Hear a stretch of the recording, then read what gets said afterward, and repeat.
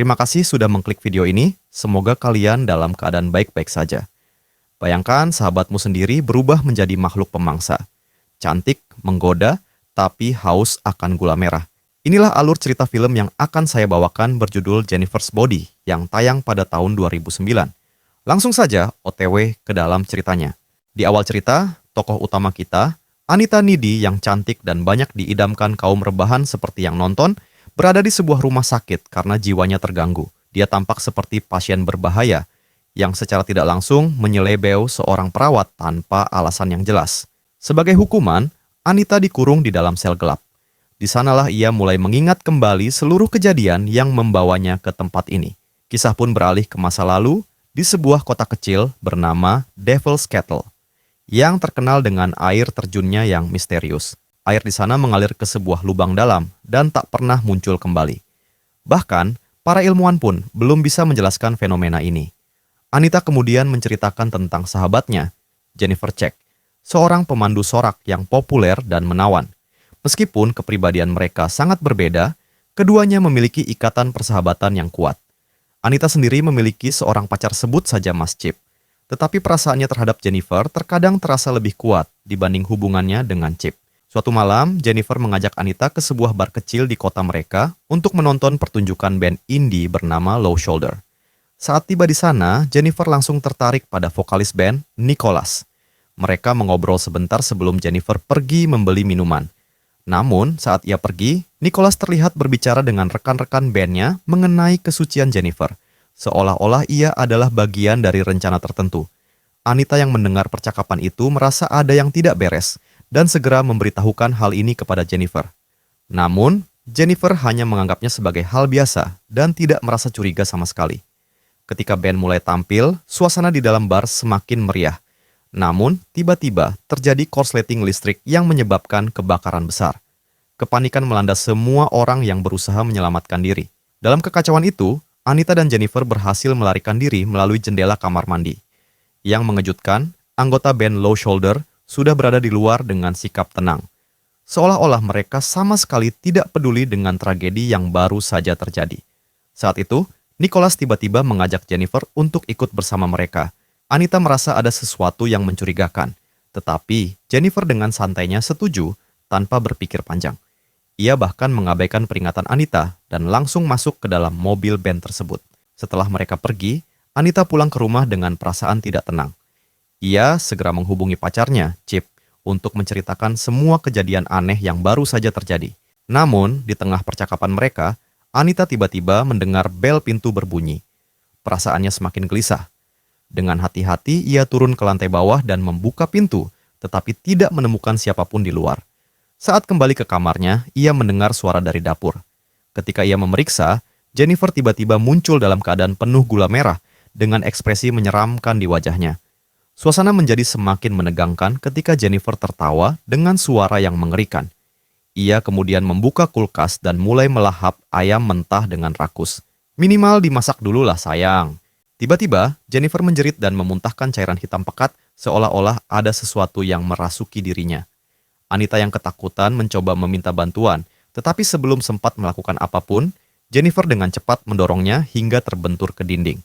Apa yang sebenarnya terjadi pada Jennifer? Dan bagaimana nasib Anita setelah kejadian mengerikan ini?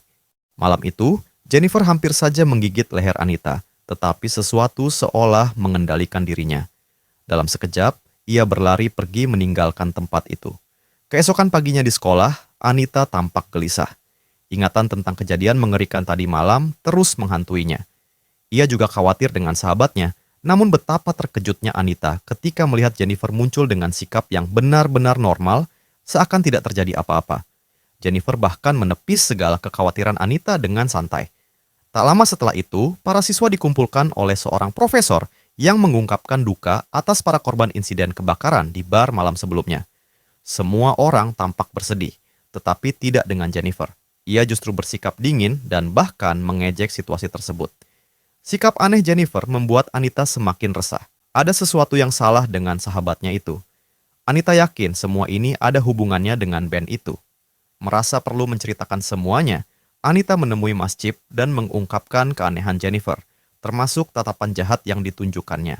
Sementara itu, di sisi lain, Jennifer mendekati Jonas, kapten tim sepak bola kampus yang tengah berduka atas kepergian sahabatnya dalam insiden itu. Dengan kata-kata yang menyejukkan hati, Jennifer berhasil membujuknya untuk pergi ke sebuah hutan di belakang kampus. Sesampainya di sana, Jennifer mulai menggoda Jonas. Suasana perlahan berubah aneh. Burung dan hewan-hewan kecil tiba-tiba mengelilingi mereka. Saat Jonas mulai merasa ada yang tidak beres, wujud Jennifer berubah mengerikan. Dalam sekejap, ia menerkam Jonas dan menyelebeunya. Jeritan pilu Jonas terdengar hingga ke telinga seorang profesor yang segera bergegas ke tempat kejadian. Namun, yang ia temukan hanyalah tubuh Jonas yang sudah tergores luka. Malamnya, Anita berbicara dengan Jennifer melalui telepon. Hatinya masih diliputi kecemasan, tetapi Jennifer justru menyuruhnya melupakan semua itu, mengatakan bahwa hidup terlalu singkat untuk memikirkan hal-hal seperti ini. Di tengah percakapan, Jennifer dengan sengaja menyalakan lidahnya dengan korek api, tetapi anehnya ia sama sekali tidak terluka. Saat itu juga, Anita mendapat telepon dari pacarnya yang memberi kabar mengejutkan. Jonas sudah menghadap sang ilahi. Kabar ini semakin menambah kecemasan Anita. Sementara itu, band Low Shoulder semakin terkenal berkat rumor palsu bahwa mereka telah menyelamatkan banyak orang dari kebakaran. Permintaan untuk konser mereka melonjak drastis, hingga akhirnya mereka dikonfirmasi akan menggelar pertunjukan amal di sekolah setempat. 1 bulan berlalu, penduduk kota, termasuk Anita, akhirnya bisa kembali tersenyum dan melanjutkan hidup mereka setelah tragedi itu. Namun, ada sesuatu yang berbeda dari Jennifer. Ia tampak lesu, lemah, dan tidak seperti biasanya. Suatu hari setelah jam pelajaran, Jennifer dan Anita berjalan di lorong sekolah. Seorang teman sekelas mereka, Colin, tiba-tiba menghampiri dan mengajak Jennifer berkencan. Tak seperti biasanya, Jennifer langsung menerima ajakan itu dan bahkan mengundangnya ke sebuah tempat. Malam harinya, Colin dengan penuh semangat mengendarai mobilnya menuju lokasi yang diberikan Jennifer. Sementara itu, Anita menghabiskan waktu bersama Chip dalam suasana romantis. Saat tiba di lokasi, Colin merasa ada yang aneh. Tempat itu tampak terbengkalai.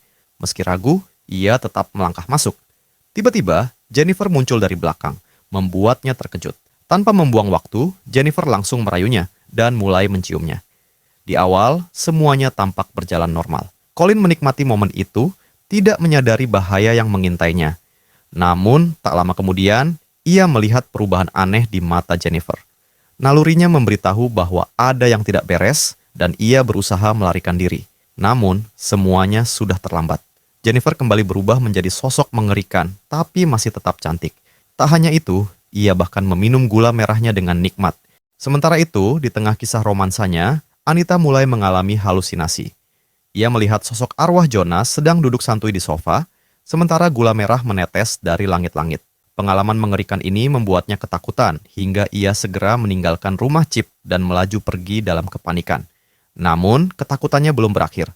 Dalam perjalanan, ia nyaris menabrak Jennifer yang berdiri di jalan dengan tubuh penuh gula merah.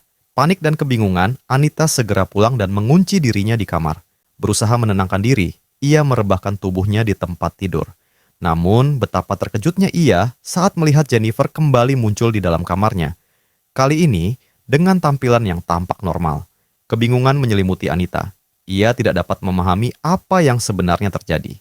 Sebelum sempat bereaksi, Jennifer tiba-tiba mendekat dan menciumnya dengan lembut, seolah berusaha menenangkan perasaannya. Setelah momen yang mengejutkan ini, Jennifer akhirnya mengungkapkan sebuah rahasia yang mengejutkan. Jennifer bercerita bahwa malam kebakaran di bar, ia dibawa oleh anggota band Low Shoulder ke sebuah air terjun misterius. Di tempat itu, ia dijadikan alat dalam ritual kepada jurik demi ketenaran dan kekayaan para anggota band. Namun, meskipun ritual tersebut berhasil, Jennifer tidak benar-benar mati karena dirinya bukan seorang perawan sejati. Sejak saat itu, ia tidak pernah menjadi manusia normal lagi. Dirinya telah dirasuki kekuatan jahat yang mengubahnya selamanya. Jennifer kemudian mengingat bahwa setelah kejadian tersebut, ia terbangun tanpa luka sedikit pun. Meskipun sebelumnya tubuhnya telah dilukai berkali-kali oleh para anggota band. Dalam perjalanan pulang, ia merasakan rasa lapar yang luar biasa. Tanpa kendali, ia memulai korban pertamanya, seorang mahasiswa pertukaran asing yang semula diduga meninggal dalam kebakaran itu. Setelah mengungkapkan semuanya, Jennifer mengungkapkan satu hal yang lebih mengejutkan lagi. Pada malam kejadian itu, ia sebenarnya berencana untuk memakan Anita juga. Namun, di detik terakhir, ia mengurungkan niatnya karena masih memiliki perasaan terhadap sahabatnya. Jennifer juga menjelaskan bahwa setelah ia makan, tubuhnya mendapatkan kekuatan luar biasa dan bisa pulih dari luka apapun tanpa rasa sakit. Namun, dalam hitungan detik, luka itu menutup dengan sendirinya, seolah tidak pernah ada. Anita yang masih terpukul oleh semua pengakuan tersebut akhirnya meminta Jennifer untuk pergi.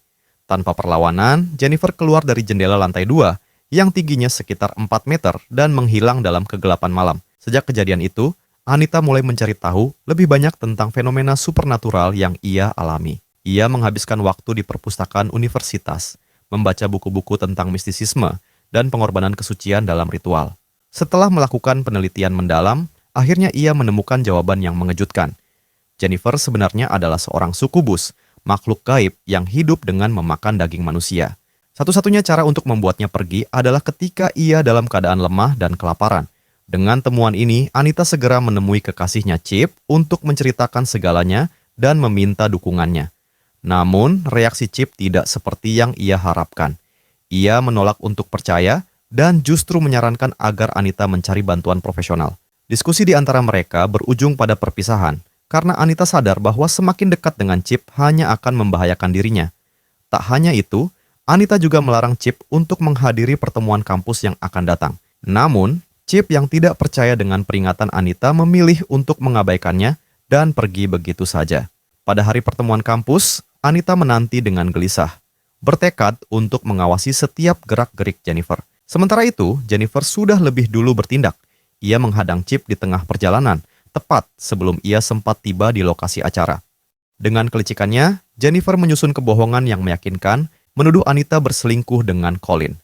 Setelah itu, ia membawa Colin ke sebuah kolam renang terbengkalai, menggunakan pesona yang sama seperti yang pernah ia gunakan untuk menjebak semua korban sebelumnya. Ketika rasa cemasnya tak lagi tertahankan, ia segera pergi ke rumah Chip untuk memastikan keadaannya. Namun justru mendapati bahwa Chip telah meninggalkan proyek tersebut. Pencariannya akhirnya membawanya ke kolam renang terbengkalai, di mana ia melihat pemandangan mengerikan. Jennifer sedang memakan kekasihnya. Terkejut dan marah, Anita tanpa berpikir panjang masuk ke dalam kolam dan berusaha menghentikan sahabatnya. Ia menyemprotkan cairan merica ke wajah Jennifer. Namun alih-alih melemah, Jennifer justru semakin ganas. Dengan tatapan penuh dendam, ia mendekati Anita, siap memulangkannya. Namun, dalam keadaan terluka, Chip mengumpulkan sisa kekuatannya dan menancapkan alat pembersih kolam ke Jennifer.